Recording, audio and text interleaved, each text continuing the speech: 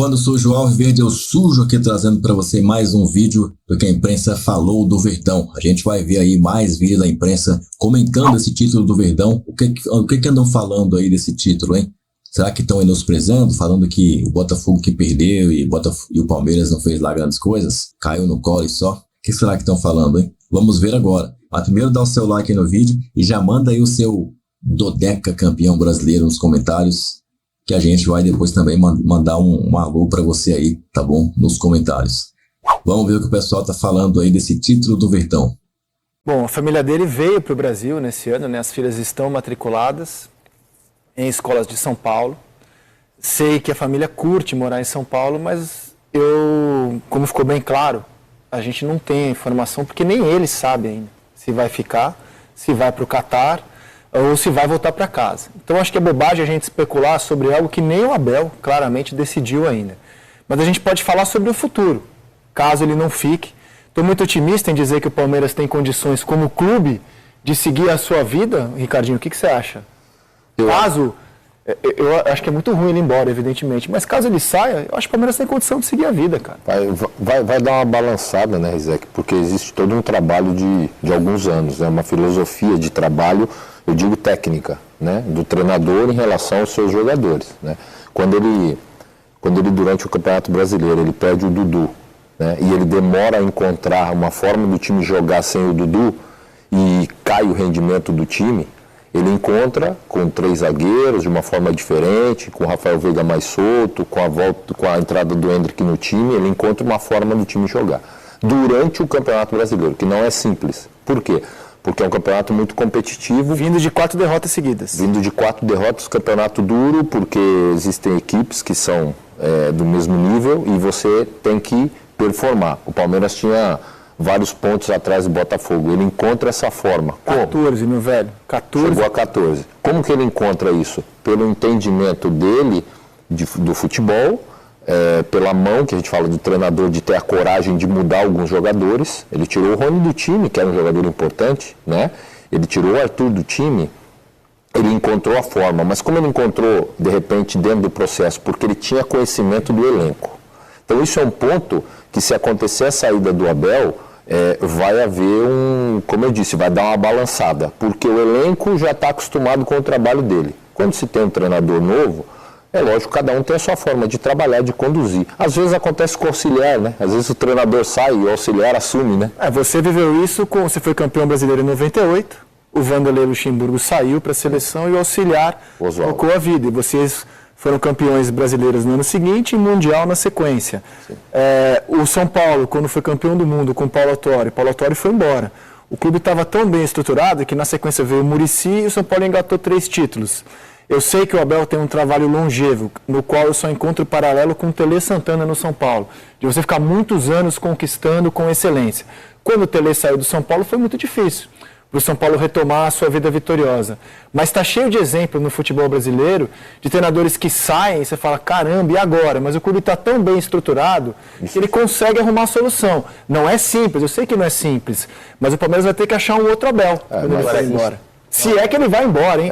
Porque não dá para afirmar nada ainda. Não dá, eu só acho que com um contrato em vigor e com conquistas, quando ele começa a bater nisso o tempo todo, é porque existe alguma possibilidade. Claro. Porque senão ele ia cumprir o contrato dele simplesmente. Para mim está claro que ele não decidiu ainda. Eu vejo a entrevista dele, para mim está claro que ele não sabe. É natural de não ter decidido ainda, né? Eu acho que um dos desafios dessa reunião, amanhã, enfim, nos próximos dias, é justamente, não sei se convencê-lo, mas eu acho que as pessoas que tratarem com ele tentarem passar de uma forma para que ele possa ter isso, porque ele não resolveu.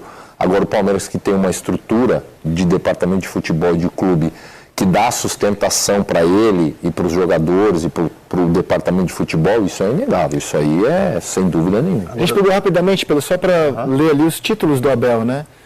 Então, em 2020, primeiro ano dele, foi campeão da Libertadores, campeão da Copa do Brasil. No segundo ano dele, foi campeão da Libertadores.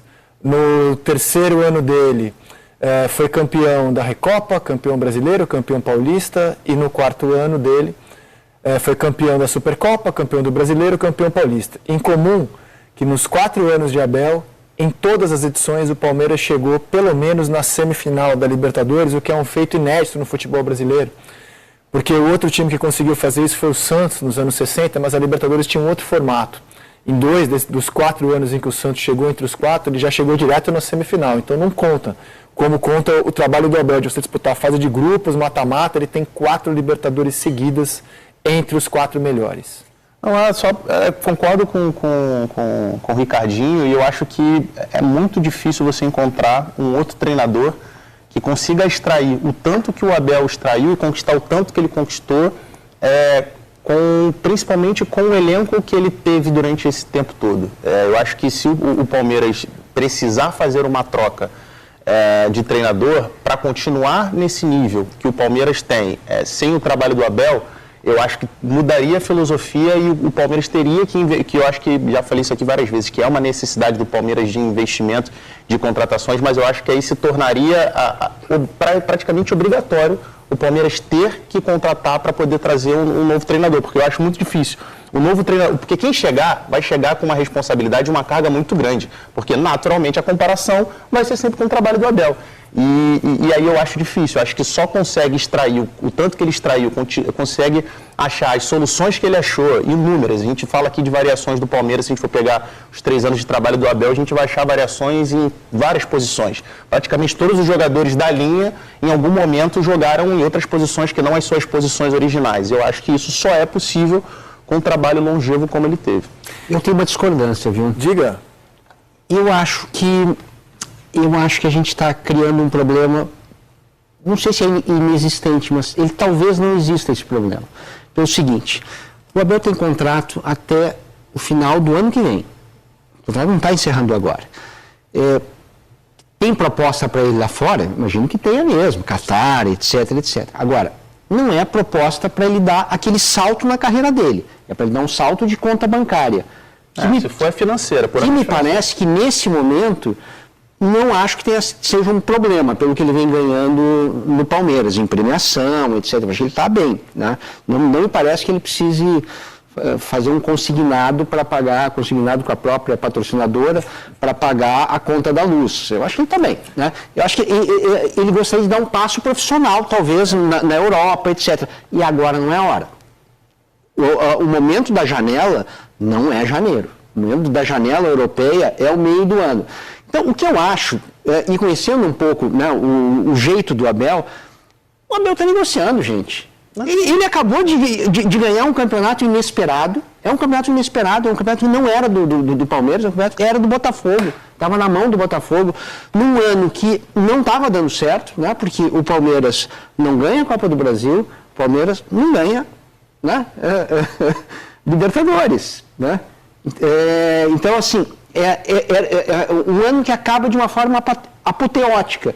Eu acho que ele está aproveitando para negociar. Eu acho que o Palmeiras sabe disso também. E também tem gente que diz, não, porque o Palmeiras não deu os recursos para o Abel, ele teve que fazer a remontagem. O Abel gosta disso. O Abel, a cada entrevista, ele se orgulha de dizer que ele não dá título só, ele dá novos jogadores, ele forma novos jogadores, ele se orgulha desse trabalho de formação do clube, de gestão do clube. Eu acredito que desgaste também para ele, né? Eu acredito que a negociação não seja nem ganhar mais... Mas abrir uma janela para ele sair no meio do ano, pode ser? Isso sim? Eu não acredito. Eu acho que sair no meio do ano, se eu sou o Palmeiras, eu não aceito, né? Você estraçalha com o planejamento. Mas é uma negociação para, por exemplo, eu quero que troque o gramado do Allianz Parque. Isso. Eu quero que não me tirem jogos daqui por causa de shows. Eu quero que contrate fulano, beltrano e ciclano. Eu quero que a gente trate o Campeonato Paulista com um olhar diferente, como se fosse uma pré-temporada e não um título que eu vou ser obrigado a conquistar. E eu acredito piamente, porque acho que o Abel não é bom ator, no cansaço mental dele. Era isso que eu estava falando. Acredito piamente. Eu não acredito que ele está negociando, não, cara. Vocês me desculpem, mas eu não acredito, não. Eu acredito que, pelas entrevistas que ele fala, é a questão mesmo de desgaste. Ele fala muito do calendário do Brasil, cara. Mas ele fala muito. Ele gosta de falar de coisas aqui. Estabelecer condições ainda melhores para o trabalho dele. Eu não vou por essa linha, não. Eu acho que a questão dele é mental mesmo. Ele fala muito da família. Eu não acho que ele é artista a esse ponto, não. Até pelo que ele ganhou e pelo que ele representa hoje como profissional. Eu acho que ele está, se existe alguma possibilidade, essa é a possibilidade, e aí começa a se ventilar a questão, por exemplo, de uma proposta do Qatar, que acho que nem chegou ainda, não sei se vai chegar e tal, é justamente porque, assim, quem viveu lá no Qatar sabe a questão do calendário, a questão da vida, e aí não tem questão de um salto na carreira, pelo contrário, né? A questão financeira, agora tem essa questão mental. Se ele for ser técnico no Qatar ou em qualquer desses países, ele vai jogar uma vez na semana, uma vez por mês, ele vai jogar todo final de semana só, ele vai ter a semana toda, entendeu? Ele tem uma outra vida, outro estilo de vida. Eu acredito nessa linha de cansaço mesmo dele. Né? Agora, gostei da proposta do Serginho, por mais que foi campeão ontem, não vamos antecipar um problema que o clube ainda não tem. Eu queria falar dos personagens que marcam essa conquista. Será que o elenco do Palmeiras é tão opaco assim?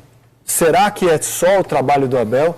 Ou é um elenco que vai dominar as seleções do campeonato? Porque o Everton, que é um goleiro de Copa do Mundo, fez a defesa mais importante do torneio. Né? O pênalti contra o Tiquinho Soares estava 3-1, 37 do segundo tempo, e ninguém discute a qualidade do Everton. Né? Se ele é pouco falado, é porque o sistema defensivo do Palmeiras é tão sólido que a pouco a bola vai menos no gol dele do que vai no Cássio, no Léo Jardim e até no gol do PR, que são os goleiros mais falados no campeonato junto com o Bento. O Mike e o Marcos Rocha, nenhum deles termina o campeonato jogando de lateral. Né? O Mike é ala, o Marcos Rocha é zagueiro, mas tem lateral direito melhor do que esses dois no campeonato. Teve algum zagueiro que jogou mais do que o Murilo, eu não encontro nesse campeonato, nem o Gomes. O Murilo é melhor que o Gomes esse ano, né? Ao contrário do ano passado. E marcou o que é, para mim, o gol do título, que é o gol da vitória sobre o Botafogo nos 4-3. Acho que o Léo Ortiz tem discussão. O Piquerez pode não ter o brilho do Arana, mas teve lateral esquerdo mais consistente do que ele e marcou 2 golaços, né, no campeonato, contra Curitiba e contra São Paulo. 3 gols e 5 assistências. O Zé Rafael, citado aqui pelo Serginho, cara, para mim foi com sobras o melhor volante do campeonato. Não tem discussão. O Vilhaçante jogou bem, maravilha. O Tietê jogou bem, mas eu não vi ninguém nessa posição jogar melhor que o Zé Rafael nesse ano. E não é a primeira vez que ele faz um belo campeonato, é que é o primeiro campeonato dele como primeiro volante. O Rafael Veiga é jogador de seleção brasileira. Absolutamente decisivo na conquista. Que time brasileiro, tirando o Flamengo, que tem o Arrascaeta, não queria ter o Veiga como seu camisa 10? Acho que todos os outros times gostariam. A gente está falando da afirmação de um fenômeno, que a gente vai ver brilhar no Real Madrid, na seleção brasileira, e esse ano foi o ano da afirmação de um fenômeno, que é o Endrick.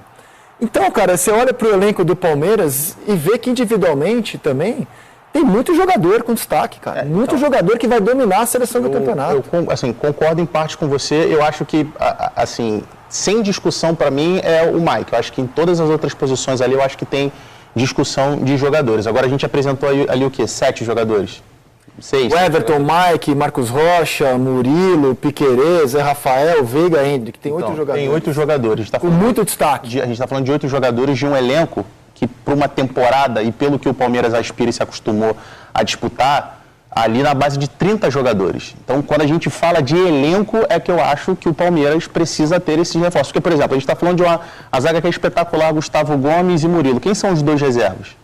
O Piquerez na lateral esquerda. Um ótimo reserva. Não, tem um ótimo reserva. Tá na lateral esquerda. O titular é o Piquerez. Quem é o reserva? Vanderlan, um ótimo reserva. Um garoto que está subindo agora. Muito bom jogador. É potencial. Melhor do que os 2 titulares do Corinthians. Não, mas não dá para comparar. O Corinthians não aspira o que o Palmeiras aspira na temporada. O Vanderlan seria titular em vários times. Não, mas assim, é potencial. Não é um jogador que está estabilizado no futebol brasileiro. No meio-campo, a gente mostrou ali Zé Rafael. Quem são os reservas ali no meio-campo? Zé Rafael, de Veiga. No ataque, o Endrick, o garoto que se estabilizou agora, mas não tem um outro atacante. Então, assim, se a gente for levar em comparação com os outros times, Atlético Mineiro e Flamengo, eu acho que o Palmeiras está abaixo. Claro, até porque ele arrecada menos do que o Flamengo. Claro, então assim, ele trabalha com 300 milhões a menos, então naturalmente ele não vai ter o elenco do Flamengo. Não, então, mas eu acho que tem que exaltar ainda mais o trabalho do Abel, pelo que ele consegue extrair, tendo menos do que os outros, mas eu acho que é uma, entre aspas, assim, deficiência que o Palmeiras Palmeiras precisa corrigir e não é dessa temporada. Não tem como corrigir com 300 milhões a menos. É a opção. Então, é opção. Não vai se endividar. O Palmeiras não vai chegar no nível do elenco do Flamengo. Não precisa chegar, mas ele pode ter um elenco mais forte. A gente vê Grêmio fazendo contratações internacional, que são times que estão ali financeiramente no patamar até abaixo. O próprio Atlético Mineiro. Ele pode, mas não quis. Mas ele não quer fazer isso. Não quer. Esse ano, o que eu acho que aconteceu... Mas vocês não acham que é necessário? Depende, cara. O Galo está com uma dívida aí que é impagável. Palmeiras... Então, assim, você vai se endividar para... O Galo tem um elenco maravilhoso, mas olha a situação financeira do Galo. O Palmeiras não teria condições financeiras de, por exemplo, entrar no jogo para tentar contratar o Paulinho, por exemplo? Qual o Paulinho? Paulinho do Galo. Tem que perguntar para as finanças do Palmeiras. Não é o perfil de contratação do clube nos últimos anos.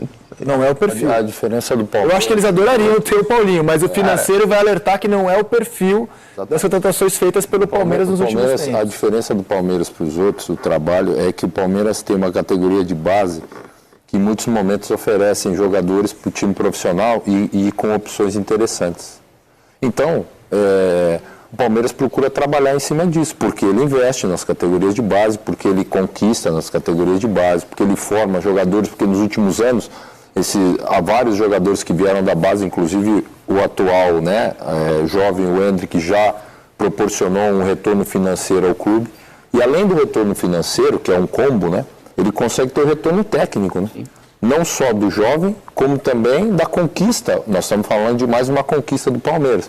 Quando a gente fala do processo de clube, é esse. Não é só o departamento de futebol conquistar. É todo um processo que vem da categoria de base, da administração financeira, de todo um controle que tem que se ter para poder se manter um elenco, para se não se constituir dívidas. Então, assim, eu acho que aquilo que o Palmeiras arrecada tem como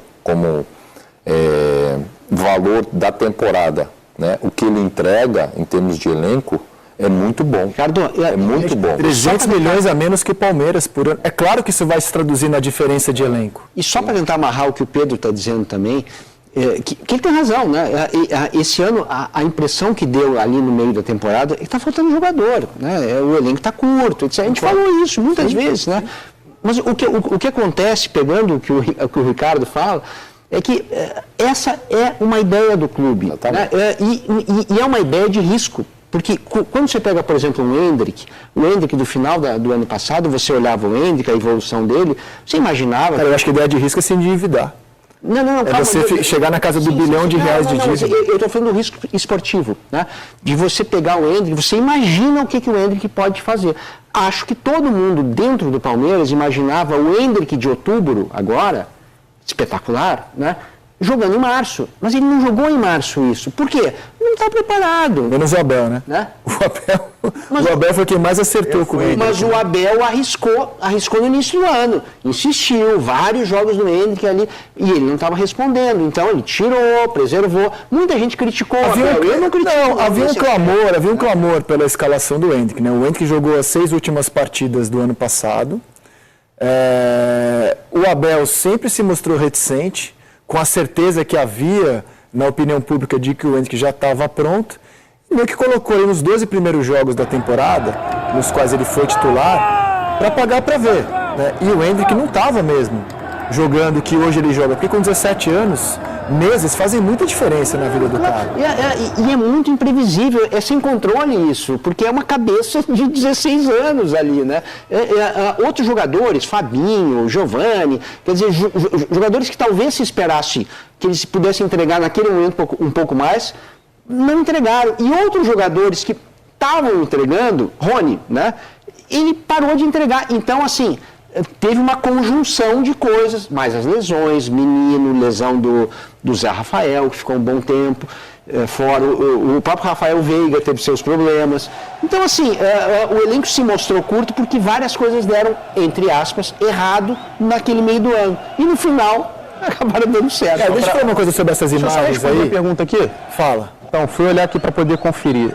O Palmeiras pagou 50 milhões no Flaco Lopes, pagou agora 34 milhões no Aníbal Moreno e pagou 8 milhões no Merentiel. O Paulinho custou ao Atlético 80 milhões. Então, esses 3 jogadores já davam valor, já dava mais inclusive que o valor do Paulinho. Ou seja, o Palmeiras tinha sim valor para pagar o Paulinho. É que o Palmeiras erra também, né? Então, sim, então, mas é isso que eu estou falando. Não é a questão que não tinha. Que nenhum deles nenhum deles somou o valor somado do Paulinho, né? O Flaco, que é a maior contratação da história do Palmeiras, custou 10 milhões de dólares. Então, assim, se ele lá atrás, não vou trazer esses 3 para trazer um jogador. Mas eu queria falar dessas imagens o seguinte, o Palmeiras está tão habituado a ganhar, que ontem você não viu, apesar da arrancada histórica que o Palmeiras dá, você não vê jogador cruzando o campo de joelho, pagando promessa, nem os garotos estão chorando de emoção, como, por exemplo, seria a reação do Botafogo, como foi a reação do Galo, campeão em 21, como seria a reação do Grêmio se fosse campeão esse ano. Os caras estão tão habituados a ganhar que é a doce rotina. É assim, ó, ganhamos, é maravilhoso, é mais um pra conta, ano que vem tem mais. É uma festa até contida, se você pensar como seria a festa se fosse o Botafogo, se fosse o Grêmio, o Internacional, que não ganha o Campeonato Brasileiro desde 70, dos anos 70. Então, assim, até essas reações do Palmeiras mostram o momento em que o clube está. É a doce rotina alviverde de ano que vem tem mais. Posso fazer uma pergunta pro Maestro em cima disso? Claro. Ricardinho, você citou, né? Participou de um dos momentos mais gloriosos da história do Corinthians ali no final dos anos 90 e início dos anos 2000.